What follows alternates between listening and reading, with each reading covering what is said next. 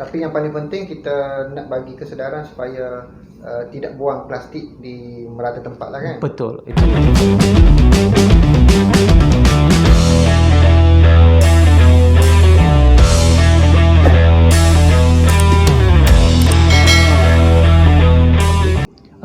Hari ini saya nak kongsi sedikit tentang penggunaan plastik, especially terutama single use plastic bag. Contohnya kita pergi pasar raya ataupun kedai runcit, mana-mana tempat kata pasar basah pun kita pergi, biasanya dibungkuskan plastik yang single use, kita panggil single use plastic bag.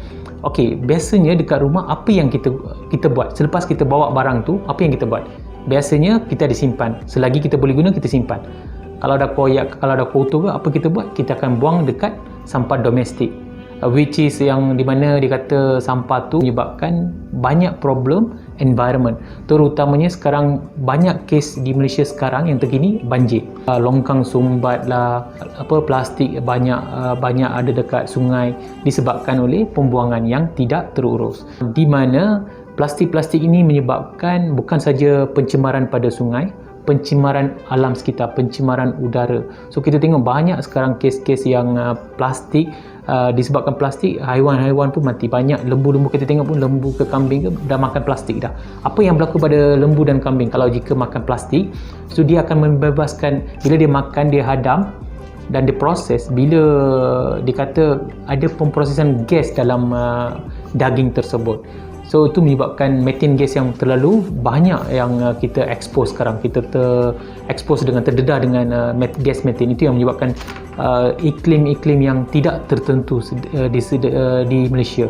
And then what happen kalau apa yang berlaku pada sungai-sungai sekarang, kita tengok banyak ikan ataupun burung-burung ataupun haiwan-haiwan hidupan liar tu, hidupan laut pun terlalu terdedah dengan plastik.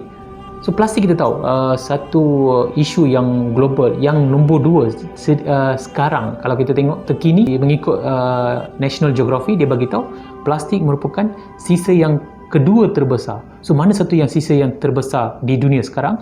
Puntung rokok, cigarette butts. Tapi cigarette butts dia bukan isu, walaupun dia ada lambakan, dia biodegradable. Maksudnya puntung rokok tu dalam sekian tempoh dia akan hilang, dalam 3-4 tahun dia akan hilang.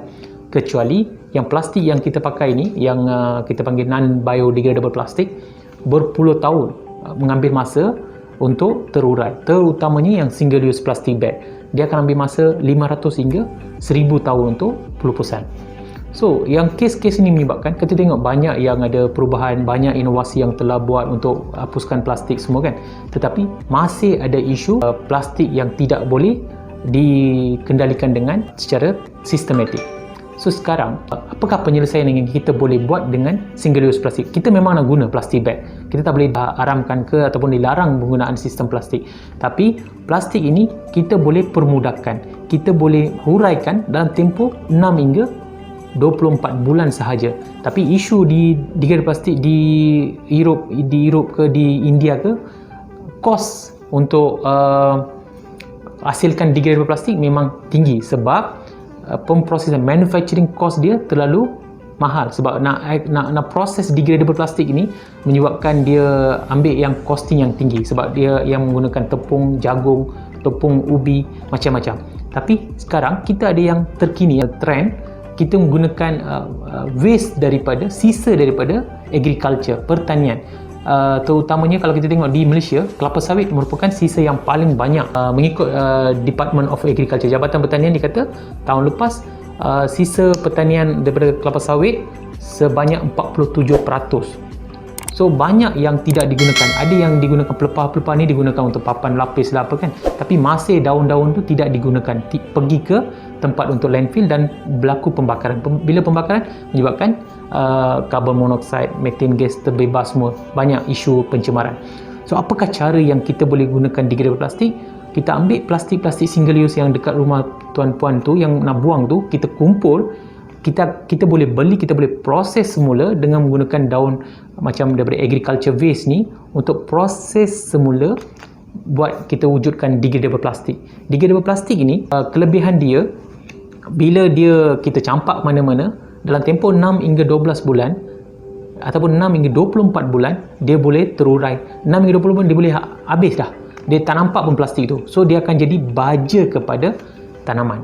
Dalam tempoh 6 hingga 12 bulan, tuan-tuan boleh nampak dia punya plastik tu macam mana terurai. Kalau kita biarkan terdedah dengan matahari, bila terkena air hujan, dia akan pecah dan dia akan menyebabkan dia banyak ada chemical, dia punya bonding itu akan pecah. Hidrokarbon akan pecah dan menyebabkan plastik itu akan terurai dengan sendiri.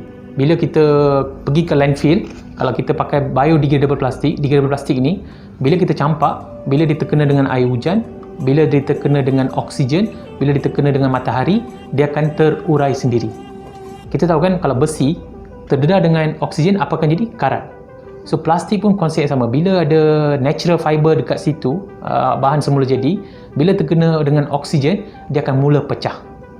Itu yang konsep kita nak bawa, yang konsep kita panggil degradable plastik. So mungkin apa yang rakyat Malaysia perlu buat untuk pengurusan sisa plastik? Okey, ni just cadangan lah. Cadangan apa yang perlu kita sebagai rakyat Malaysia. First kali kita di rumah kita ni perlu kita asingkan. Sisa pepejal asing. Sisa plastik kita kena asingkan. Sisa kertas kita kena asingkan. Bila kita dah classifykan, so untuk pihak yang bertanggungjawab, contohnya majlis yang kutip sampah tu, dia akan permudahkan dia orang. So dia dah tahu dah sisa pepejal ni dia akan pergi ke landfill. Bila sisa paper ataupun sisa plastik, dia akan pergi ke tempat yang untuk recycling. So bila dah benda tu, dia akan memudahkan dan mengurangkan kos penyelenggaraan. Dan untuk pengetahuan tuan-puan, 2018 apa yang saya dapat info daripada Majlis Perbandaran Sepang, untuk penyelenggaraan landfill sahaja di daerah Sepang menghabiskan 9 bilion. So duit tu pergi untuk maintenance saja 9 bilion. Why not kita kumpul plastik tu? So ada syarikat atau industri yang boleh beli dengan kita, plastik tu pun kita boleh jual. Dan plastik tu boleh dikitarkan semula dan boleh dijadikan sebagai bahan kegunaan lain. Terima kasih.